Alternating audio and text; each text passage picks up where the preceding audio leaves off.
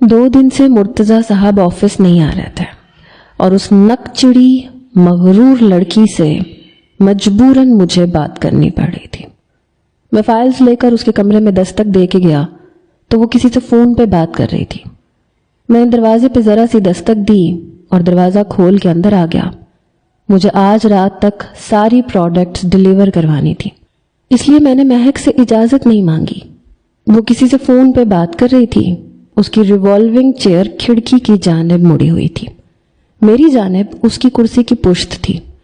वो फ़ोन पे किसी से कह रही थी कि मैं दादाजी से कह चुकी हूँ और वो जानते हैं कि मेरा फैसला अटल होता है। दादाजी को मानना पड़ेगा। यू डोंट वरी, हाँ बाबा मान जाएंगे। क्या तुम्हें मेरी बात पे भरोसा नहीं है रेहान? भरोसा है तो फिर एतबार भी करो। हाँ स्वीट हार्ट, रात को क्लब आऊंगी, तुम्हारे साथ टाइम भी स्पेंड करूंगी। Okay bye. बातों से लग रहा था कि या तो अपने मंगेतर से बात कर रही है या बॉयफ्रेंड से। फ़ोन बंद करते ही उसने अपनी रिवॉल्विंग चेयर घुमा के जब मुझे सामने खड़े देखा तो पहली बार मैंने उसके चेहरे पे ज़रा सी बदहवासी देखी। कहने लगी, तुम किससे पूछ के मेरे कमरे में आए हो?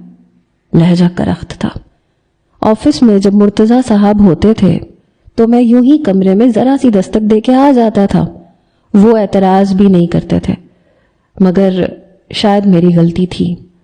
मैंने कहा, सॉरी मिस महक, एक्चुअली आज मुझे प्रोडक्ट्स की कुछ डिलीवरी लाजमी देनी थी।